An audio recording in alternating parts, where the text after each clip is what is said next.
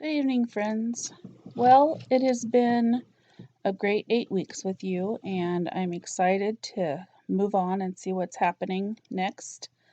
I wanted to do my wrap up here um, that was assigned. So, my three biggest takeaways from this class include that theory isn't as boring as I thought it would be.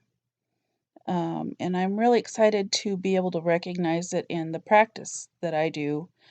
Uh, there's a lot of stuff that I see that I had no idea that it's actually based on theory that I'm reading about now, and that's kind of fun. Let's see.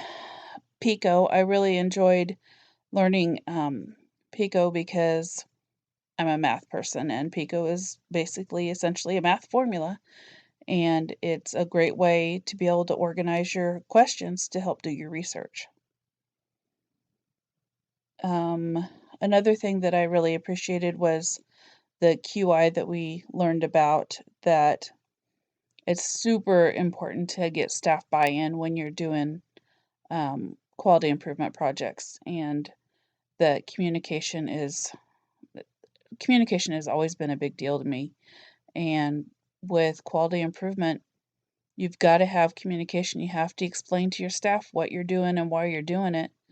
Otherwise, they won't know why they're checking the box. Why do I care if I'm meeting, if my patient has any of these four issues?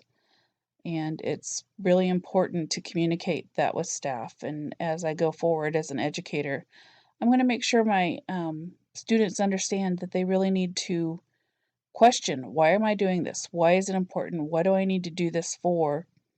Not to be obstinate, obviously, but to help them understand, because I really feel like the more a person understands why things are done the way they are, the better they are able to apply it. And then the shared mental model, going back to team steps.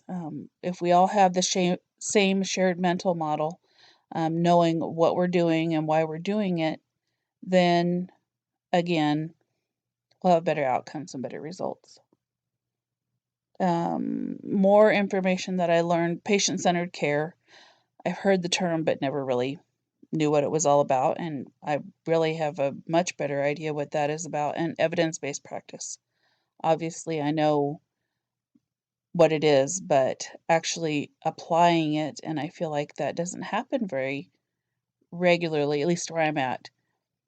Like, we do stuff because administration tells us to do it, not because we understand why or the evidence behind it and why it's important to our patients. Um, let's see, in discussing the assignments that I found to be most important, the group presentations. I just love the opportunity to work closely with other students and learn from them.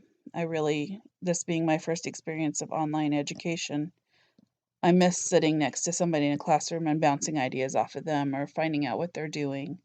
And so the opportunity to work together in a group is important to me.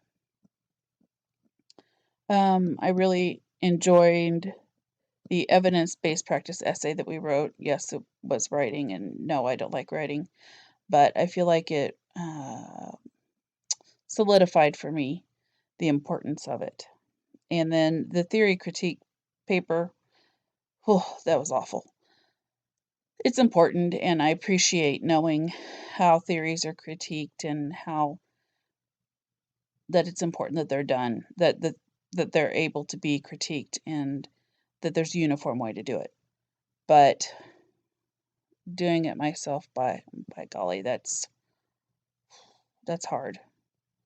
And all of those three things, um, as far as meeting the standards, or I'm sorry, the outcomes for the class, all three of those went towards the meeting the IOM and the QSEN competencies and standards. And so I really thought this class was going to be very boring and a lot of busy work, and it was a lot of writing, but I feel like it was effective and important, and I feel like I've come out on the other side of these 8 weeks knowing more and having a better understanding. So, there you have it. Um, have a great rest of your program, and I wish you all luck.